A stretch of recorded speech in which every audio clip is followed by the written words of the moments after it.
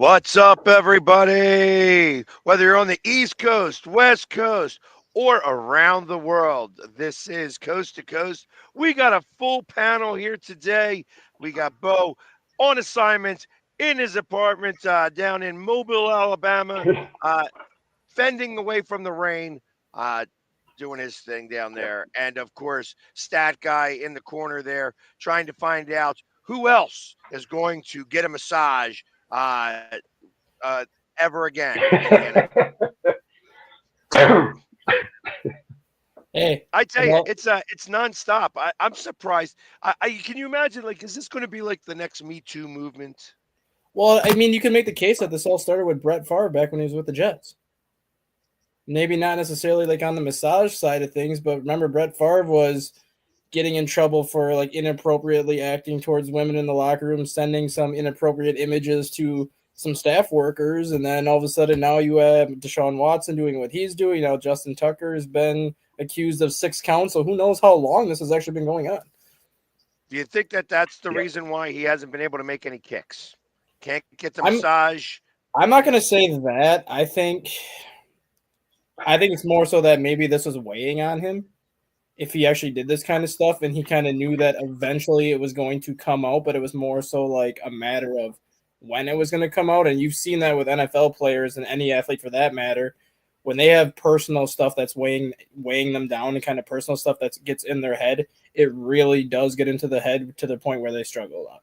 So I wouldn't be surprised if that was part of the reason why Tucker struggled this year, just because he had that in the back of his mind. Like, is this going to get released? Did I actually do stuff that this person's like saying I did?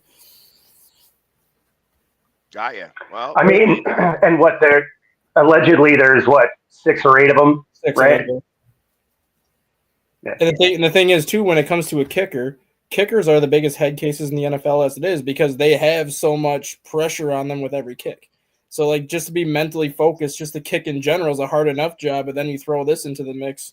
I wouldn't be surprised at all if he wasn't right all year. No, I mean that's fair. I mean, but not for nothing.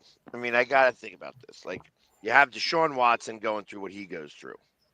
And is that like what occurred? Like, Mhm. is he like, hey, after he gets busted, maybe I should stop doing this? Or is he doing it after the fact? Like, Who because knows? that's actually a No, bigger. so it said 16 to 18. So that's the Say same time again? That was about the same time Deshaun Watson was then.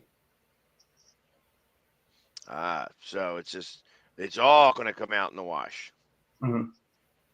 So I wonder now if that's, you know, God forbid. I don't even want to make those rumors start.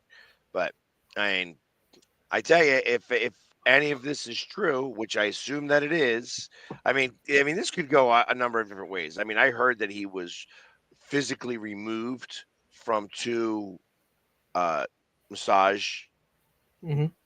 establishments, Mm-hmm. like removed from the Mm-hmm. premises. That's a big deal. Like that's like a whole thing. Like you are That being is crazy. physically kicked out of the place. Yeah. So that's not something that you can get around. Mm-hmm. And And don't care how much of a an NFL player you are losing. and the You're going to problem lose. and the problem is too, like Yeah, if one person accuses you, that's one thing because that could just be a person trying to get money.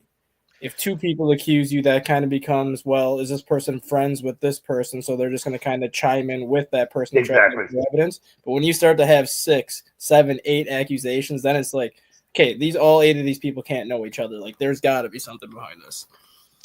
Mm-hmm. Well, and then I guess the first question you have to Well, and then ask, it makes you wonder if there's more of this going to come out. Yeah, it's yep. right? That's that question number one. Question number two: is he married? He is. Him and his wife actually put out a statement Mm-hmm. yesterday after the accusations came out because it was actually their anniversary, I believe, or right close to their anniversary when this stuff came out. Well, that was very nice of everybody. So, I mean, it's hey, that's the way it works sometimes. I guess if you are going to, do it right. Yeah, because that's exactly what happened. Yeah. Yeah, I Yeah, get and you're that. right, Jay. Volume doesn't necessarily matter, but still, when there's enough of them, Right. That's part of the problem. It's just like I said, you go from 6 to 8 to, but like I said, being physically removed from premises, That's that's a different. big deal because that gets on camera. Yep. There is camera footage of that. yeah, true. So, and you can't get around that. And if so, you're being removed from the premise. There's nothing that you can do about that. Mhm. Where there's smoke, there's fire. And since he's got his guns ablazing over there, Most of the time. he's got the guns out today. He's got the Yeah, it's short sleeves. yeah, So exactly. Yeah. Well, originally I thought I was gonna be downtown where it was gonna be warmer, so I wanted to have, like a t-shirt because these are a little thinner. But now that it's going to be thunderstorms and raining, I think I'm going to skip the parade. I don't blame you. So, and then is there anything that happens tomorrow? Yeah, tomorrow's the game. Yeah. Oh, of course. That's so you leave on Sunday then. Yeah, I leave super early Sunday morning, so I think my flight's at like 5:15. Lucky you. 2:15 your time, so it'll be like a Yeah, yeah, right. So I'll be yeah, pretty much. But it'll be nice because it means that I get home at like 11:30 in the afternoon, Okay. or I mean in the morning, and so because of the time change and everything, it's like, oh, okay, I can get back and you know kind of ease back into everything before I have to try and watch the Super Bowl, or I mean watch the Pro Bowl garbage. I did fly American. Are you one of those people that gets affected by time changes that much, or are you kind of just because I know obviously Not at all. Okay. Not at all. Yeah, so I know some people. Yeah. Some people no, it's actually no. It's weird. It doesn't matter where I go. That next morning, I will wake up at 4:30, like anything else. Like it is super dumb. I wake up at that time, no matter what. It sucks. If your internal alarm clock, you never need another one. Yeah, I mean that's about the only thing. Yeah, no, I mean I don't. What time I naturally wake up a few times a night, and it's like it's always around the same time to go to the bathroom. So that it always works the same time span, just earlier, wherever it's like. So if I'm waking up at 5:30 to go to the bathroom here, if I'm in New Orleans, like I will be next week, it'll be 4:30 that I wake up. So.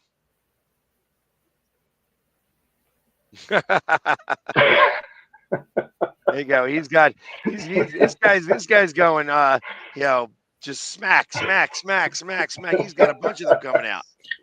Right? Here we go. Let's go, Jay. Man, it was funny though. So yesterday, practice wraps up, right?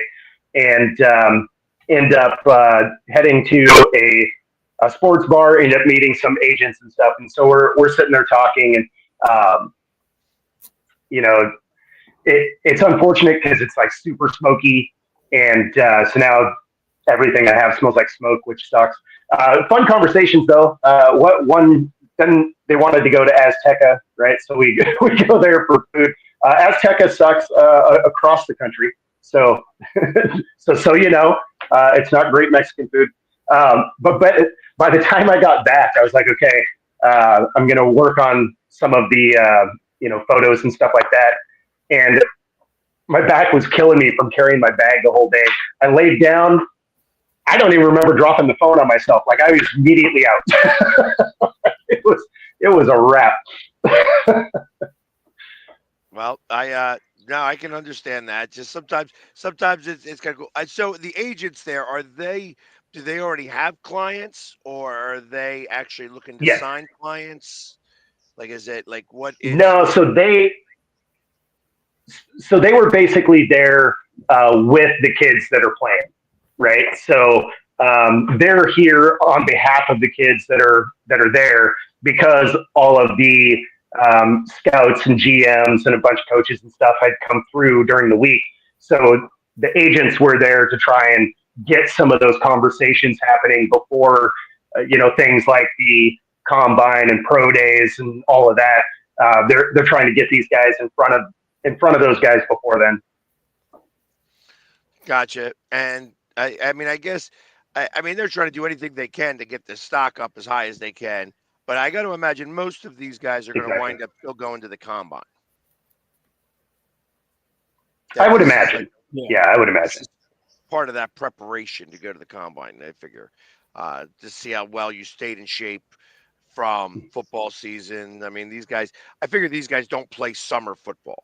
This is not that type of thing. Um, Did so anybody? Did anybody? Did any of those agents show you the money? Yeah. Daquan, did they show you the That, money no. of the Did they show Daquan? you the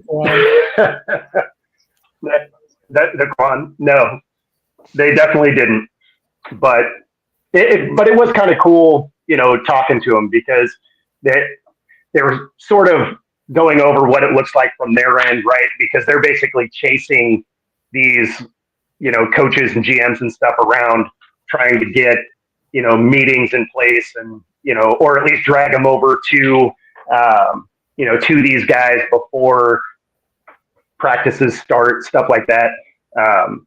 So, it was kind of neat to hear that end of how that works.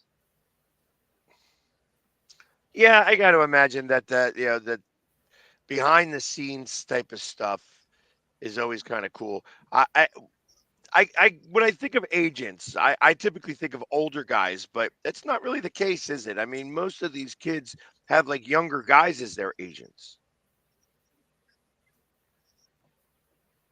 Yeah, I mean, it's a mix. It's a mix. So there are some older guys, and they look exactly how you would expect them to look, like cigarette in hand, like you know. Um, but yeah, so it's a real mix of like younger guys and then the older guys. So, Yeah, I got to imagine as I think about that, it's just but yeah, like some of them. cigarette in hand, like yes, drink. I was just gonna say some of them look exactly like. Exactly. That is exactly it. Like every movie you would ever think about where you see where you see those guys. Yeah, where they sit there and oh, hold on, let me get the cigarette out of my hand, and they put it in their mouth and got to squint as they're doing whatever it is that they're doing. Yep. Eating, Pretty much. eating and smoking. That's a great one. I love it when they do that. That's Yep. but Yeah. So yeah. the So other yesterday, the one good thing. Oh, I was just gonna say the one good thing that happened at Azteca was there's this frat house that was there, and they're gonna have a tailgate before the game. So I'm going to try and see what ridiculousness that is before I head into the stadium. uh, over under on how many keg stands you will do. 0, because I still have to go in and do what I do. So there will be no drinking. But so, yeah, because I'll be, it should be fun. I'll be up in the broadcast booth. Got you. So yesterday, I mean, not to change it off from the college, but Mhm. yesterday I went to a charity event last night and got to spend a few seconds with Brandon Graham. And so I, I've been lucky this year to be able to see Brandon in the beginning of the season before it really even got started, where we did a commercial. When I did a commercial for Primo Mhm. Hoagies, where I used my phone to take, he used my phone to take a picture of him eating a hoagie, which is kind of awesome. And then happened to see him the day of his surgery. Okay. You know, when he got the surgery, and it was like had the brace on that, and it was all bulked up and stuff like that. And now, uh, then I got to see him yesterday after his first practice. You know, and if you go to my Instagram, I didn't download it. I wasn't going to place it here. It's like you have to go to my Instagram to watch the video, or my Facebook even. And I asked him straight out, "Are you going to play?" And he said, "We're working." And I'm like, "Well, I know." I says, "Well, how's the arm doing?" He's like, "It's doing good." You know what I mean? It's interesting because like I even said, I'm like, "Listen, I was there the day you had the surgery. I saw you that day. You know, we did another charity event, Mhm. and then we talked about this in the very beginning of the season when we did the commercial. Like, hey, we have to end this season in New Orleans." And he's like, "Yeah, we talked Mhm. about it. I was there with you, and now we got to finish the job." And I, Yep. yesterday I didn't think he was going to play. You know, last night after talking to him, I think he's going to play. I think he's going to play. Nice. I, uh, and the reason why I think he's going to play is one, I feel like it's going to be twofold. One, it's going to be a boost to the guys, having him actually Mhm. dressed up and out there. Number two, like, Sure. are you going to have him on a 4th and 2 play? Probably not. He's probably not that guy. But, you know, they got Josh Huff out there who's only playing like 3% of the snaps on defense. We could have Brandon Mhm. Graham play 3% of the snaps on defense and maybe get more out of him. I mean, he was a very productive Yep. player this year before he got hurt. And I guess Mhm. they never thought about, when they says, "Oh, you're done for the season." Well, what happens if the season goes to the Super Bowl? Will it be healed by then? Because it's been 3 months. It is a bicep. Mhm. I got to imagine he'll play with a brace.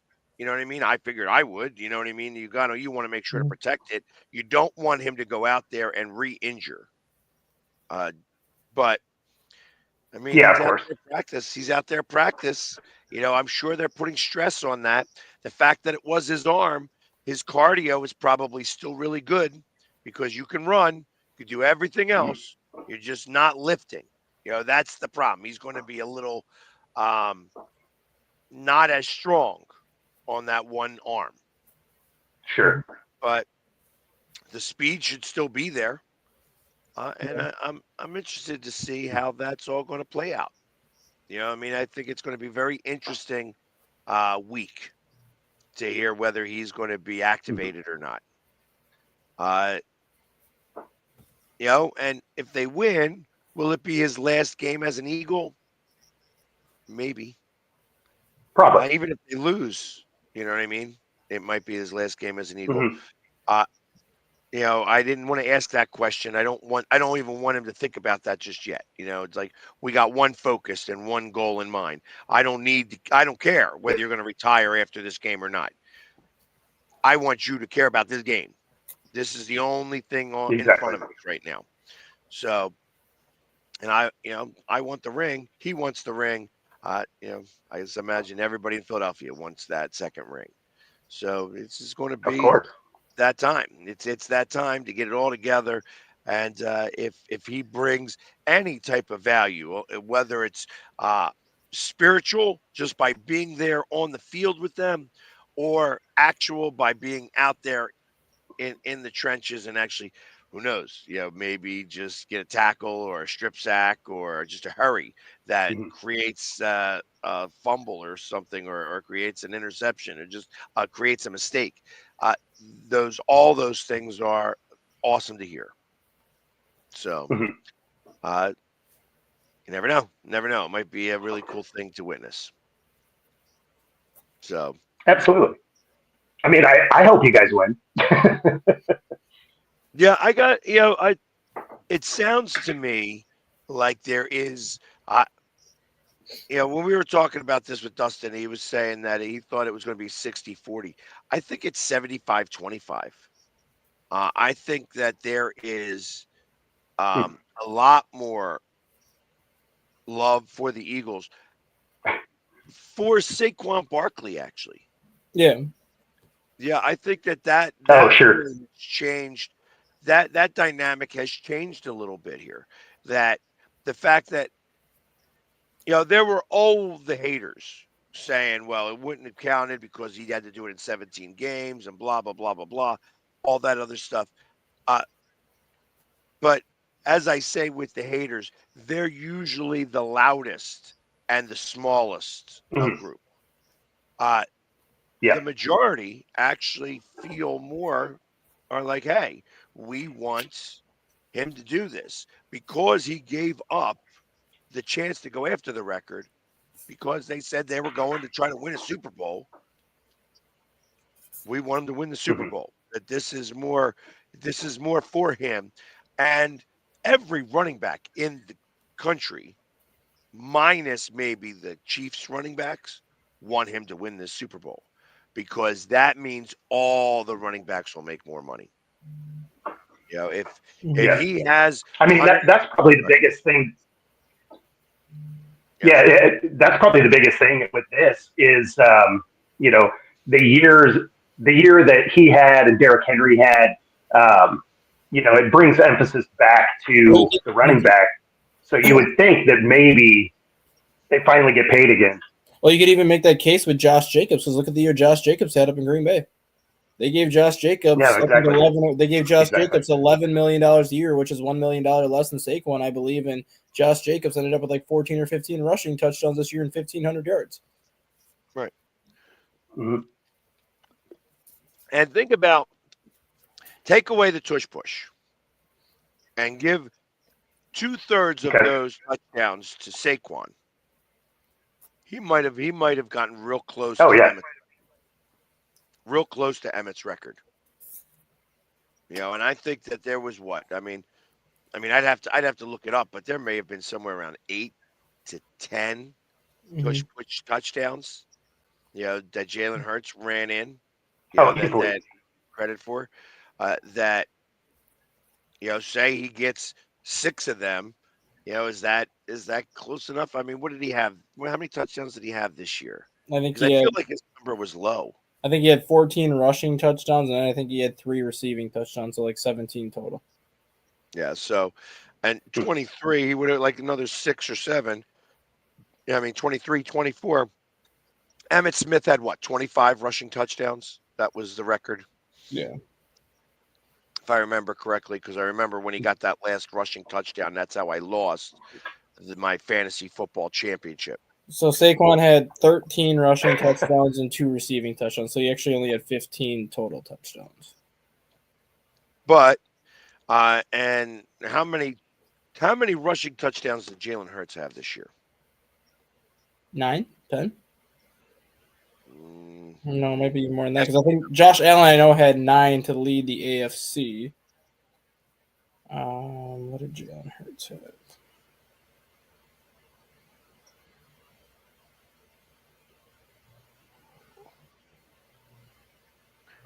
Jalen Hurts had 14 rushing touchdowns. That makes sense. 14 rushing touchdowns and 18 passing touchdowns. And I'd be willing to bet that 10, maybe 11 were tush pushes. Well, close to that, yeah. So the one comment that Jay made a little ways up, not the Saquon equals MVP, but the one where he said Gibbs in Detroit. Let's see. It's Yeah, so the record is actually looks like LaDainian Tomlinson 28 in 2006. Oh, okay. So that was so given the year that the running backs had this year, and you look at the year that Jahmyr Gibbs had as a rookie, and then you look at Jahmyr Gibbs this year where he led the NFL with touchdowns and 20 total touchdowns. He had 12 rushing and 8 receiving. If Gibbs does this for another 2 years, I'm not going to be shocked if he's the first running back to get $20 million a year. Because Jahmyr Gibbs is freaking explosive beyond belief, and he's like the version of the '90s version. You had Marshall Falk as like that '90s do everything running back, and then he kind of passed the torch off to LaDainian Tomlinson after that. And then kind of that torch got passed to Christian McCaffrey, who now gets hurt pretty much every game. Jahmyr Gibbs is kind of like that first player, I think, since like LT that pretty much does so much of everything, where I wouldn't be shocked if they gave him like 18 to 20 million a year if he keeps this up. Because Jahmyr Gibbs is explosive. I don't think 18 to 20. I'd say maybe 15. Yeah, I don't see that. Exactly. 15 makes sense to me. 15 makes sense. 18 to 20. Yeah, I mean, when the benchmark is like 11 or 12. Well, what? Henry's making what? 14? Henry's making 10. So who's the highest paid running back? I believe Saquon's the highest paid running back. I don't think so, actually. It's him or Josh Jacobs, one of the two. Highest paid running back in the NFL. Well, Christian McCaffrey at 16 million. So Christian McCaffrey at 16 million is the highest running back. And then you have Saquon at 12.6 as number 4. Josh Jacobs at 12 even as number 5. And then you got Kamara was at 15 million last year, but he'll be going down to like 11 million this year. And then Jonathan Taylor's at 14 million. So gotcha. if McCaffrey's getting 16 million, Gibbs is a very similar player to McCaffrey. I think he gets north of 16, which puts you in that 17 to 18 range then. Yeah, okay. I could see that. Yeah, I was thinking it was less, but I forgot about McCaffrey's contract. Because if you go 6 at 100 million, that's 18.5 million a year. If you go 6 at 90, you're pretty much at like that 17.5 million range, which is what I could see them giving Gibbs, because Gibbs is only 22 right now. 15 million. Yeah, so 6 at 100 would put you at what? 18.5, 17.5? Because 5 at 100 would be 20 million a year. Yeah, actually, 16.5 is what it would be, because it's not like even a lot more. I could see the 6 at 100 million, which puts them ahead of where McCaffrey is. It would be 16.66. Yeah, I could see him getting 6 for 100. I could see him getting a 6-year, $100 million extension with the Lions, which would make him the highest paid running back, just because he's 22. He's super young, he's super explosive, and he does pretty much exactly what Christian McCaffrey's done, but he's obviously almost 10 years younger. So, but I also think, as I look at what you just said here, Jay, the reason why Gibbs was so explosive was because he also had Montgomery there. Mm-hmm. So you can't discredit that a little bit.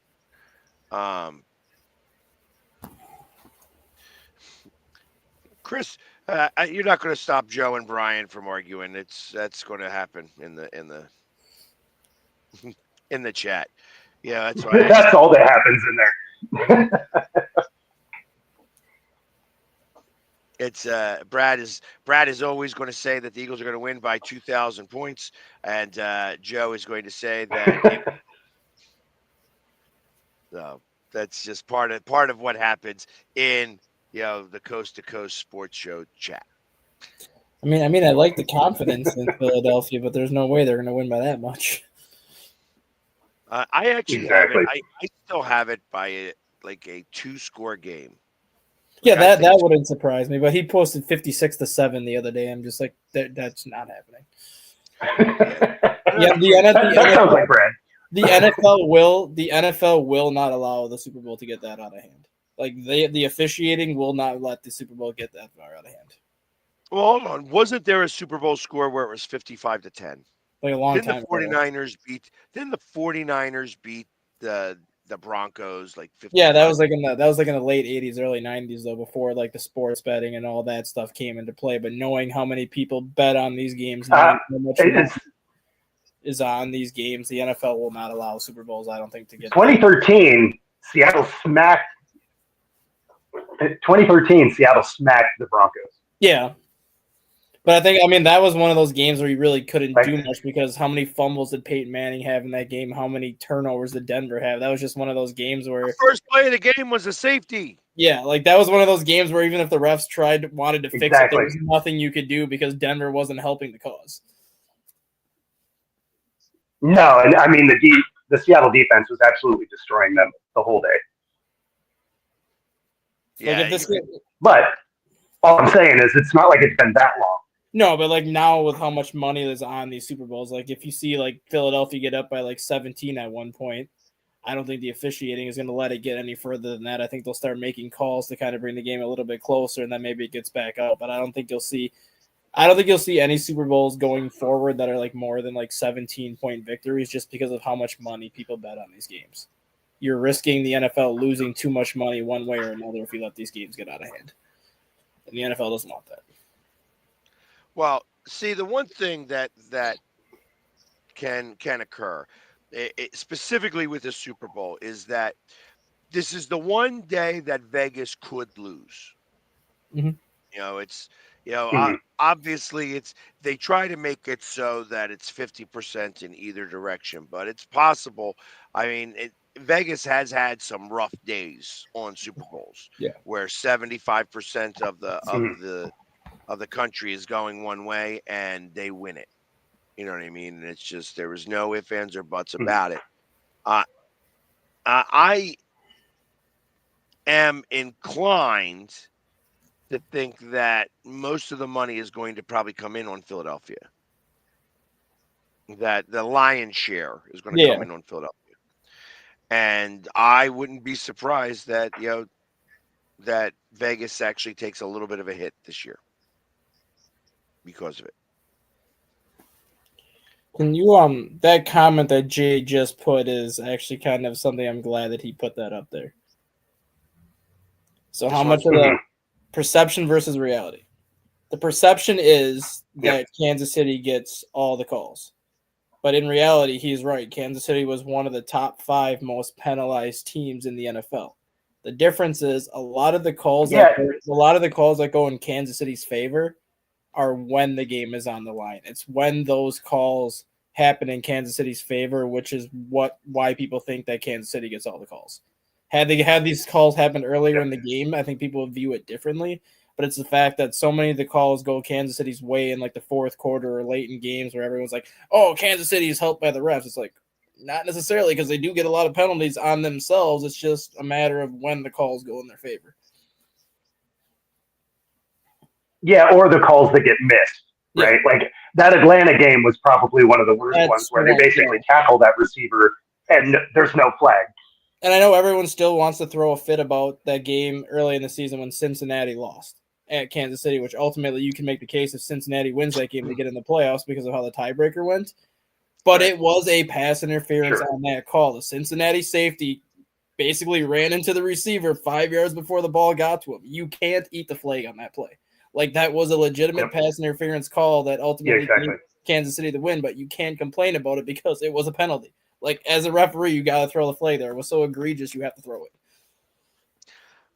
The hardest. Yeah, well, I think that's actually why people freaked out about it, though, because the game before and the game after, there were pass interference by KC that didn't get flags. Yeah. And that's where people started losing their mind about it. Yeah, the Atlanta game especially, like, that was 100% pass interference without a question. But the only benefit of the doubt that I gave that back official, like, if you watch the replay from the end zone cam going towards the field, the referee was blocked by the linebacker and couldn't see the safety hit the receiver. The only thing he saw was the receiver going across the middle, the safety coming the other side, and then the next thing he sees is the ball hitting the ground. He couldn't actually see the safety hitting the wide receiver because of the guy in front of him. And you obviously can't challenge that play in the NFL. You can challenge it in the UFL, but you can't challenge that play in the NFL. So if you can't see the play in front of you happen, if you're going to eat the flag, that's kind of when you have to eat it, because you can't make a call if you can't see it. Well, yeah, I mean, I could buy that if there wasn't six guys on the field watching the play. Yeah, like I get maybe one guy's vantage point wasn't good, but I mean that was like that Sam Darnold face mask that never got called, and there was 3 guys that had a vantage point of it. I mean, sometimes it's just bad officiating. Yeah, and that's why they're going to expand replay next year in the NFL, and they're going to start going with the UFL route where you can challenge face masks, you can challenge pass interference calls, because if you have 3 officials on the sidelines and then the ball's 45 yards downfield, but it's still like 20 yards past an official, if they can't see the play happen, they're not going to throw the flag. But if you can see it from TV that it's a flag, you should be able to challenge it, because if the official's not back there to see the play happen, the team should be penalized for it. Well, and I think that that's where the eye in the sky is going to start to make the difference. Yeah. The referee assist, which I think has good and bad that goes with that. And I just feel like that there is going to be, calls that that get made and assisted on or whatever that shouldn't get called, or that they're going to come at unique spots at the game. It's like, the assist says that he didn't, the ball is back a half a yard than where it's supposed to be. Things like that. Like there's still arguments about the Josh Allen, whether he made that first down or not. And even though we saw something that kind of showed that, the problem is that we're not watching that video. We're watching a still that we see. And when was that still taken? Was it taken maybe 0.3 of a second? 10 frames of film, back, he might have been forward a little bit more. So the still picture doesn't maybe tell the entire story. Sure. I mean, the one thing I do kind of like about this potential replay of penalties is they called out the quarterback slide, right? So they want to be able to look and see if your slide was actually too late, right? Rather than just barbecuing the defender every time, or some of those like fake slides, and that type of stuff being replayed. I'm a fan of that because they need to fix that. Mm-hmm. So,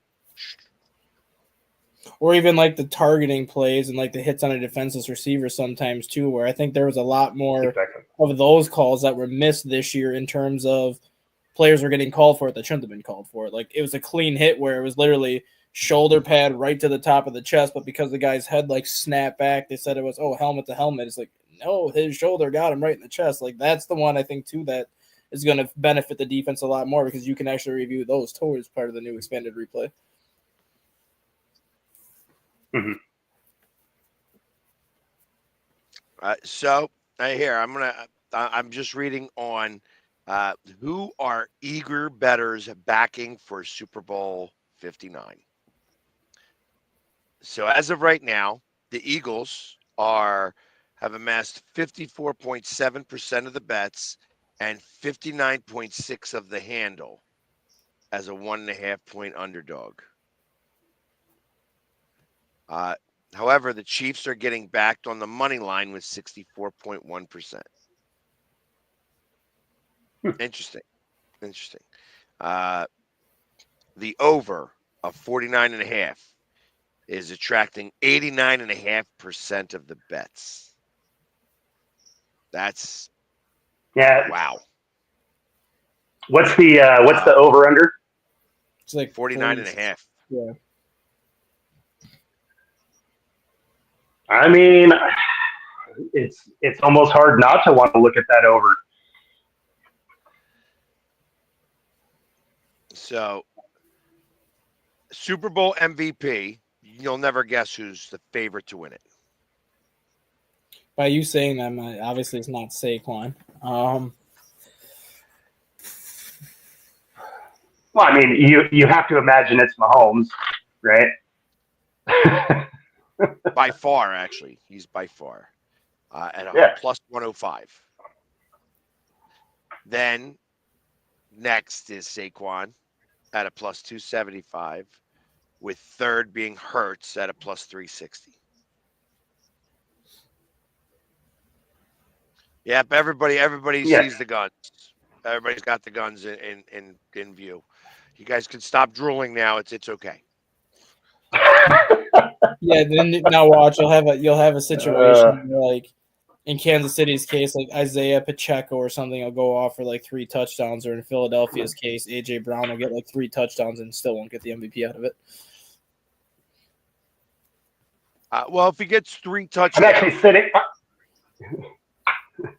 I'm actually sitting this way because this is so small. Yeah, it's like, yeah, I'm going. Yeah, I'm that's right. going It's over that there. way. I'm going over there. No, it's because this place is so small. Like, if I back up at all, I'm hitting the fridge. Are you in a hotel? Are you actually in a hotel? So you kind of, yeah, Mm. yeah. So I'm in one of the like worst Homewood suites I've ever seen. So that's cool.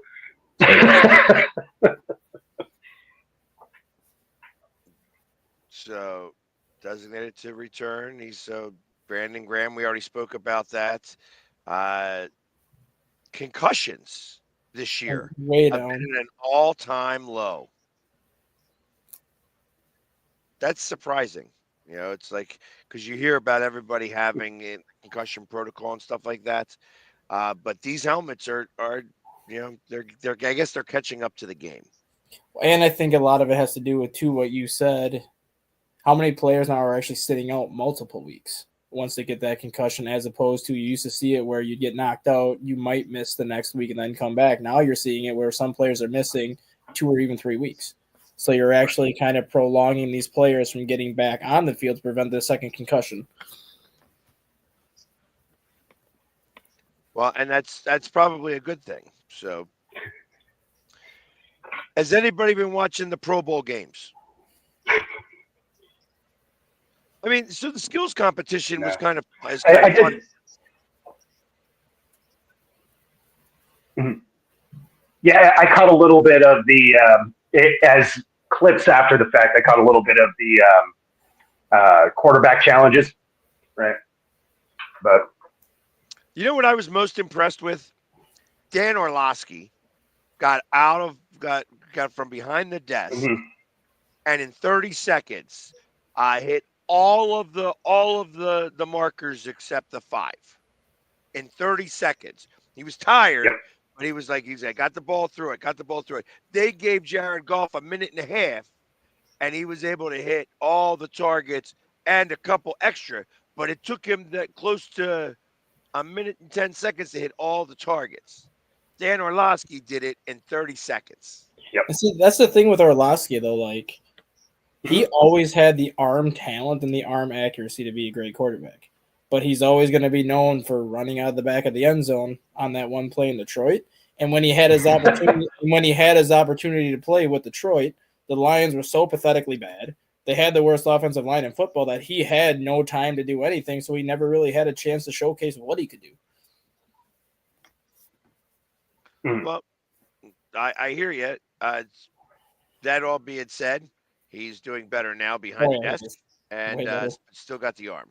He's still got the arm. And still, Yep. like I said, it was impressive to watch in 30 seconds. Mm-hmm. Now they gave him a full minute and a half. So that's why Jared Goff was able to go off. See, that's what they should do with that passing thing. You should have like 4 quarterbacks that are voted into the Pro Bowl, like go up against like 4 NFL analysts. Like you could have Orlovsky, Fitzpatrick, Steve Young, and another quarterback kind of go against the 4 that got selected into the Pro Bowl. Yeah, but I can't imagine that like Steve Young doesn't have the arm strength anymore. You know what I mean? Fitzpatrick, Orlovsky, Robert Griffin III, because he does a lot of ESPN stuff yet, and then throw somebody else out there. Yeah, Tom Brady. Well, he's Fox. That'd be kind of fun. So, yeah, the retired guys versus the active guys. Mm-hmm. That would be kind of cool. Even do it a better way. Just do it straight up like Orlovsky, Fitzpatrick, and then both Mannings. Since both Mannings have so much stuff on ESPN as it is because of the Manning cast, and then I think they each coached the Pro Bowl 2 years ago, where Peyton was the NFC coach of the Pro Bowl this year, aren't they? Yeah, so one's the AFC coach, one's the NFC coach. So just do Peyton, Eli, Dan Orlovsky, Fitzpatrick versus the 4 NFL guys. That'd be cool. I think I'd watch that. I think I would take the retired guys. I would too, because Peyton still probably has a cannon. I don't know. Eli doesn't have a cannon, but he's accurate enough to hit those targets. I mean, Fitzpatrick's got same thing. Fitzpatrick probably still has a decent arm. He might not be as accurate, but he's still got a decent arm. Yeah, I feel like the See, Mannings that and was the thing with Peyton is he would throw ducks. Well, they don't have to run to do it, but I mean, the problem with Manning, like if you look towards the end of his career, is he would just float ducks out there. They were just still exactly where they needed to be, but it was a terrible looking throw. And I think that's why I would take the veterans over, or the retired guys over the guys that got selected in, because in Peyton Manning and Eli Manning's case, they could just throw at the 2 and 3 point targets the whole game, the whole time. Because those are like those short intermediate throws where you don't need a good arm to hit those. You could just constantly just go back 2, 3, no, 2, but 3, no, 2, no, no, 3. no, no. That's not how they do it. Once you hit the target, it X out, so you can't hit it again. Mhm. So you have to hit all of the targets. Now, again, you're requiring now Peyton Manning and Eli Manning to throw a 40-yard pass accurately. Now, I know me, I can't throw a 40-yard pass. You know, I could barely throw. Like I'm not the guy to throw a pass. Like I don't. When everybody wants to be quarterback when you're playing touch football, not me. I'm not the guy. I can't throw the ball. I can catch the Hmm. ball. I can knock the ball down. I can't throw the ball. So thinking of that in general, I got to imagine things get a lot tougher when, as you get older. You know what I mean? Like are you able to throw 40 yards anymore? I don't know. Like right now, I'm not even sure Jalen Hurts can. I can. I'm sure he can throw 40 yards, but accurately then. Yeah, Like, are you hitting those yeah. No, targets? I still can. I mean, I don't throw often enough to probably get all of them, but I mean, I can still hit about 50, 55 yards when I throw the ball. Okay, good for you. I am not. Give me a baseball, I might be able to do it. Baseball I could do it, football I could not. I don't have big Now, my shoulder would be toast the next day. the thing with me, like I could throw a baseball probably 50, 60 yards, but I can't throw a football because I don't have a big enough hand to get around the football. Yeah, and Hmm. the Fair fact enough. that I've got Fair big enough. enough hands to do it, I know it's the technique. That's my problem. I don't Mhm. have a good football throw technique. So that's why I'm not interested in ever playing quarterback because I have the Kenny Pickett hand syndrome. I don't have big enough hands to like fire a football as far. Like I could probably throw a football like 25 yards, maybe 30 yards, just because I can just throw it as hard as I can throw it, but I can't get my hand all the way around the football enough to get a good enough grip on it where I could heave it. Fair enough. but anyways, so as obviously Bo's going to the game tomorrow. Dustin, you have anything special going on this weekend? My son's got basketball tonight, tomorrow, and Sunday. So no, is what you're saying. No, I know. I I mean, love my kids. I love my kids. Mm-hmm. no, I mean for tournaments, it's just I like the tournaments because obviously it's fun to go watch. But when you're there all day Saturday from 8 until 6, and then you got to get up the next morning at 6:30 to drive an hour and be there all day 8 until about 4. It's just gonna be a long weekend. I understand completely.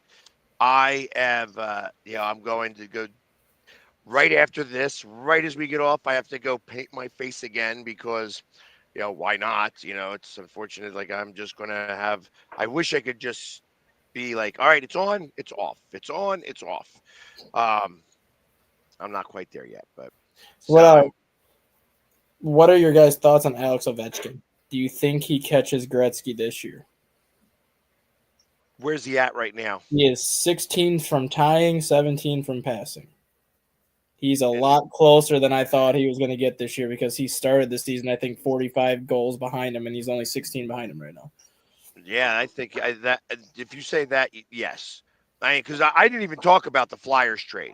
The Yeah. Flyers had a big trade yesterday, last night after the game, I think, where they sent Joel Farabee and Morgan Frost, 2 number 1 picks, up to Calgary for I think 3 guys, a 2nd round pick, and a 7th round pick in like 2028. It's so I like I said, football owns the world right Take it now. easy, Jay. I'm not able to really to even talk about that, but hey, that's a big deal. We have 7 picks in the upcoming draft, in the first and second round. So if they were going to try to revamp this team, it's going to take a couple years, obviously, because you can't just, this isn't the NFL. So in the NHL specifically, you have to start to get guys, um, and have guys doing certain things. Mhm. I said when I saw Chris Terrian at Bare Knuckle Boxing, that I was going to possibly have him come on our show. So I told him, I said, after the Super Bowl, I says, obviously, there's no point in having you come on earlier because we're not, just hockey gets lost in the shuffle right now. But after the Super Bowl, we're going to get the chance to talk to, Chris Terrian, who was, defenseman in the Sweet. NHL for a long time. And I can imagine he's going to be able to give us an idea on what's happening with the Flyers and in hockey in general. Just because we were talking how the game is so much different than it was before. And the Flyers are now starting to, with their new GM and stuff like that, their new presidents, Jonesy and are with our GM. Anyways, they are starting to bring in the younger guys and the Russian guys, the more finesse, which is what this game needs anymore. You're losing any of the hitting and stuff like that, and it just gets a little frustrating. Briere, that's what that was off of my head. I knew it was there. It just, but So yeah, as of now, Ovechkin is 19 goals away from passing. And the and funny there's what 40. there's like 38 games left. Yes, he And makes it. and the funny thing is, when you look at when Gretzky had ended his career with the most goals, Ovechkin has played 31 less games than Gretzky so far. So realistically, he could play close to the same amount of games, Funny. end up with basically the same exact total. And he's not going to retire this year. That's He's gonna crazy. stay Well, for see, that was I know we talked about this like late last summer, kind of when this topic got brought up before. He's got 1 year left after this year on his contract. And I felt that if he came up short this season, that he would come back next season to break it. But if he breaks it this year, I wouldn't be surprised if he opts out of that last year of his contract and then just goes back to Russia and finishes playing career in Russia. Nope, I disagree. I think he comes back next year, and that would be the one time where if he was ever going to play for another team, that he would be a trade, a deadline acquisition to try to get another ring. Because right now I believe the Capitals are fairly high up in the the Capitals right now are fairly high up in the standings. The Capitals actually are the number 1 seed in the East right now.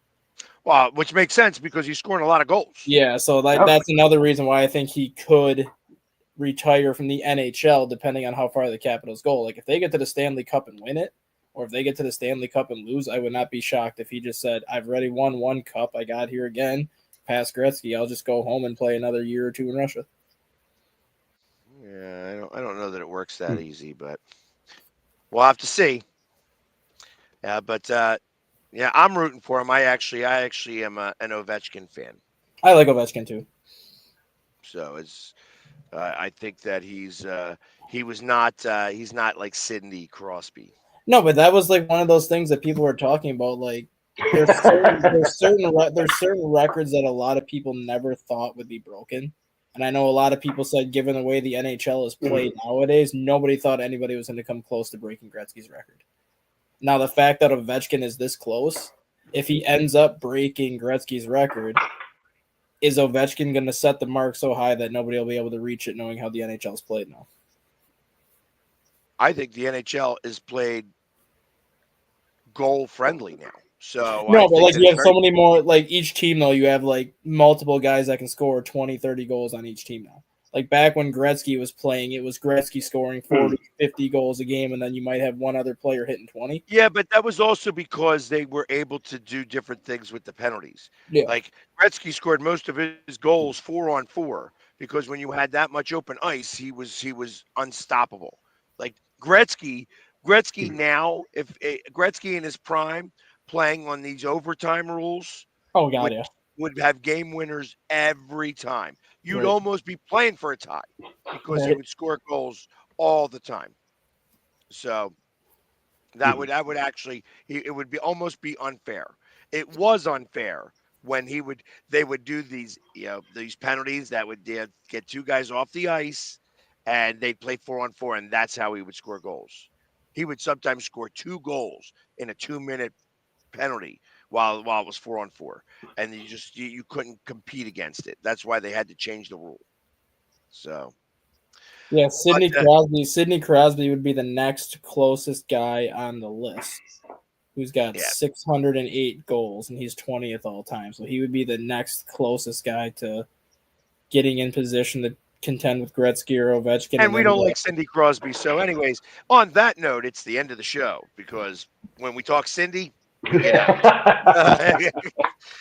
Anyways, everybody, thank you very much for hanging with us. Have a great weekend. If you're watching on our Roku channel, stay tuned as we give yesterday's show another play here.